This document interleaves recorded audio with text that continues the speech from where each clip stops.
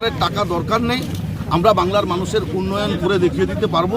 আমরা বাংলার মানুষের পাশে থাকবো। বিগত 11 বছর ধরে যেভাবে আছি সেভাবেই কিন্তু নেত্রী মমতা বন্দ্যোপাধ্যায়ের নির্দেশে সর্বস্তরে তৃণমূল কংগ্রেসের নির্বাচিত জনপ্রতিনিধিরা কাজ করবে। না, এটাকে কিভাবে মোকাবিলা করবেন? টাকা তো একটু শর্ট আছে ফান্ডে, সমস্ত পঞ্চায়েতগুলোতে, এটাকে কিভাবে মোকাবিলা করবেন? আমরা বিভিন্ন পদ্ধতি অবলম্বন করে সরকারি আইনকে পক্ষে রেখে নিশ্চিতভাবে আমরা সেই কাজগুলো সমাপ্ত করব। উত্তমদা, বলছি বেশ কয়েকজনের তো নাম এসেছিল সামনে আপনার সঙ্গে, তো তাদের মধ্যে যদি কোথাও ক্ষোভ থেকে থাকে সেটা কিভাবে কাটাবেন আগামী দিনে? নিশ্চিতভাবে কোনো ক্ষোভের কারণ নেই। তারপর দলনেত্রী মমতা বন্দ্যোপাধ্যায় হাউসে জিজ্ঞেস করেছেন আপনাদের কি মতামত, সকলেই বলেছেন আপনি যা বলবেন আমরা সেই সিদ্ধান্ত, আপনার সিদ্ধান্তই মানি। আচ্ছা, সিদ্ধান্ত জেলার মানুষের প্রতি আপনার বার্তা কি?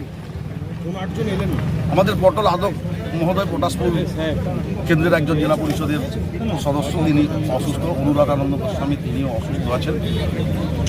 ডক্টর পার্থপ্রতিম দাস অসুস্থ আছেন। এরকম আছে। আচ্ছা, জেলার মানুষের প্রতি আপনার বার্তা কি এখন সভাধিপতি হওয়ার পর? জেলার মানুষের প্রতি আমার বার্তা নয়, নেত্রী মমতা বন্দ্যোপাধ্যায় বাংলার মুখ্যমন্ত্রী হিসাবে সর্বস্তরের জনপ্রতিনিধিদেরকে নির্দেশ দিয়েছেন যে গ্রামীণ রাস্তা এবং বাংলার বাড়ি এই কাজটা পঞ্চায়েত নির্বাচনের আগে যতটা সম্ভব সমাপ্ত করতে হবে। আচ্ছা, কিছু ক্ষেত্রে দুর্নীতির অভিযোগ ওঠে, এটাকে কিভাবে মোকাবিলা করবেন? দেখুন, দুর্নীতির অভিযোগ যারা করছেন তারা সামনে এসে প্রমাণ করতে পারবেন না কোথায় দুর্নীতি হয়েছে। তার কারণ তাদের কাজ হচ্ছে অভিযোগ করা, সমস্যার সমাধান করা নয়। এই ধরনের মানুষ অতীতে ছিল, বর্তমান আছে, সামনের দিনেও থাকবে। আচ্ছা, আগামী পঞ্চায়েত নির্বাচনে জেলা পরিষদের সব সিট জেতার ব্যাপারে আপনি আশাবাদী? 100% আশাবাদী। নেত্রী মমতা বন্দ্যোপাধ্যায়ের উপরে আস্থা রেখে পূর্ব মেদিনীপুর জেলার মানুষ আবার তৃণমূল কংগ্রেসকে জেলা পরিষদ উপহার দেবে। চলো চলো চলো।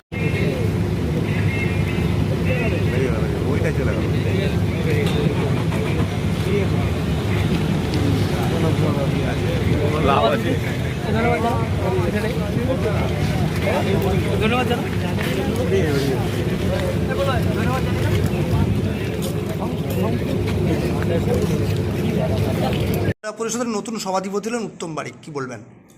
প্রথমে ধন্যবাদ এবং কৃতজ্ঞতা জানাবো আমাদের প্রিয় নেত্রী বাংলার মুখ্যমন্ত্রী মমতা বন্দ্যোপাধ্যায়কে। তিনি উত্তমবাবুর মতো একজন ইয়াং এনার্জেটিক কর্মচঞ্চল যুবককে পূর্ব মেদিনীপুর জেলার সভাধিপতি করেছেন বলে। একদিকে তিনি পটাশপুরের বিধায়ক, অন্যদিকে সভাধিপতি, তো এলাকার উন্নয়ন। কর্মচঞ্চল পরিশ্রমী এই ছেলেকে মমতা বন্দ্যোপাধ্যায় 2021 বিধানসভা নির্বাচনে 212 পটাশপুর কেন্দ্রের টিকিট দিয়েছিলেন। আমরা তাকে জিতিয়েছি। বিগত 1.5 বছর ধরে আমরা উত্তমবাবুকে দেখছি, তিনি এলাকার মানুষজনের সঙ্গে থাকার প্রচুর চেষ্টা করেন এবং থেকেছেন। আগামী দিনেও কেবলমাত্র পটাশপুর না, মমতা বন্দ্যোপাধ্যায় তার উপরে বিশ্বাস রেখেছেন, অভিষেক বন্দ্যোপাধ্যায় তার উপরে বিশ্বাস রেখেছেন। তিনি পটাশপুরের মতো সারা পূর্ব মেদিনীপুরের প্রত্যেকটা ব্লকের উপরে তার নজর থাকবে, এটা আমাদের আশা। পটাশপুরের উন্নয়ন নিরিখে কিন্তু জেলায় অনেকটা পিছিয়ে, তো আগামী দিনে কি উন্নয়ন কতটা? উন্নয়নের নিরিখে আমরা কিছুটা পিছিয়ে, আমরা আশাবাদী। আমাদের প্রিয় বিধায়ক উত্তম বারিক মহোদয়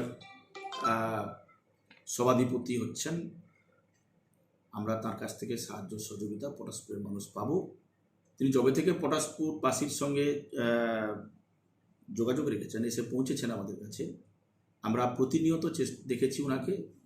পটাশপুরের প্রত্যেকটা মানুষকে তিনি তার পরম আত্মীয় বলে মনে করেন। পটাশপুরের মানুষের কাছে তিনি থাকবেন বলে আমাদের আশা। এলাকায় কি তিনি যথেষ্ট সময় দিতে পারবেন? অবশ্যই। গত বছর কিন্তু বন্যায় পটাশপুরে বিস্তীর্ণ এলাকা প্লাবিত হয়েছিল, এখন রাস্তাঘাট থেকে অনেকে অংশ বেহাল। গত বছর বন্যার পরিবেশ পরিস্থিতি তৈরি হয়েছিল, মাননীয় বিধায়ক অক্লান্ত পরিশ্রমের মধ্য দিয়ে মানুষের কাছে থাকার চেষ্টা করেছেন। কিছু রাস্তা ক্ষতি হয়েছে, আমাদের প্রিয় বিধায়ককে আমাদের প্রিয় নেত্রী সভাধিপতি করেছেন। নিশ্চিতরূপে আমরা আশা করছি তিনি জেলা পরিষদের সভাধিপতির শপথ নেওয়ার পরেই পটাশপুরের দিকে তিনি বিশেষ নজর দেবেন। কতটা খুশি? আমরা খুব খুশি। আপনার নাম? আমি পীযূষ কান্তি পণ্ডা, পটাশপুর 1 পঞ্চায়েত সমিতির সহকারী সভাপতি এবং পটাশপুর 1 নম্বর ব্লক তৃণমূল কংগ্রেসের সভাপতি।